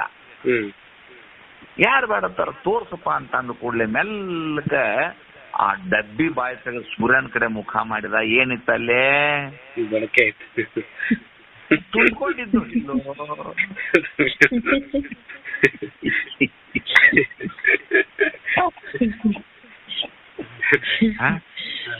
ಅರಿವಿನೋಳು ಮರವೇ ಎಂದೂ ಇಲ್ಲ. ಅರಿವಿನೋಳು ಏನು ಓದ್ತಮ್ಮ ಅದನ್ನ ಏನದು? ಅರಿವಿನೋಳು ಇಲ್ಲ ಒಮ್ಮೆ ಮರಹಂದ ಬಲ್ಲನೆ ಜಾಣರ ದೇವ. ಅಂದ್ರೆ ತಮ್ಮ ಬೆಳಕಿದ್ದ ಕತ್ತಿರ್ತತೇನು? ಇಲ್ಲ. ಹೆಂಗೋ ಹಂಗ ನಾನು ಮರೆತೆ ಅಂತ ಹೇಳ್ಬೇಕಾದ್ರು ನಿನಗ ಅರಿವು ಬೇಕು ಬೇಡೋ? ಆಮೇಲೆ ಕೀಲಿಕೆ ದೃಷ್ಟಾಂತ ಕೊಟ್ಟಿರ್ತಾನೆ ನಿಮಗೆ. ನಾನು ಇಲ್ಲಿ ಟೇಬಲ್ ಮೇಲೆ ಕೀಲಿಕೈ ಇಟ್ಟಿದ್ನಿ, ಒಟ್ಟು ಸಿಗುವಲ್ದು ಅಂತ ಅನ್ಬೇಕಾದ್ರೆ ಕೀಲಿಕೈಯ ಜ್ಞಾನ ಅಂತ ನಿನಗೆ ಇರ್ಬೇಕಂದಂಗಾತ. ಆದ್ರೆ ಅರಿವು ಐತಿ ಇಲ್ಲೋ ನಿನಗ? ಕೀಲಿಕೈ ಮರ್ತಿರ್ಬಹುದು ನೀನು, ಆದ್ರೆ ಮರ್ತಿನ ಅರಿವು ನಿನಗ ಐತೋ ಇಲ್ಲೋ? ಹೌದಲ್ಲೋ? ಯಾರೋ ಒಬ್ರು ಭಿಕ್ಷಾ ನಡೆಸಿಕೊಂಡು ದಾರ್ಯಾಗ ಹೊಂಟಿದ್ರಂತ. ಬಹುತೇ ಭಿಕ್ಷಾ ಅಂದೇಹಿ ಅಂದ್ರು. ಒಳಗೊಂದು ನನ್ನಂತ ಪತ್ರೊಳಗೆ ಕೂತಿತ್ತು. ಆ ಮನ್ಯಾಗ ಯಾರಿಲ್ರಿ ಅನ್ನ, ಮನ್ಯಾಗ ಯಾರಿಲ್ರಿ ಅಂತಾನೋ ಅಂತ. ಮನ್ಯಾಗ ಒಬ್ಬ ಇದ್ದಂತಾನೋ ಇಲ್ಲದ ಅಂತಾನೋ? ಇದ್ದಂತಾನ.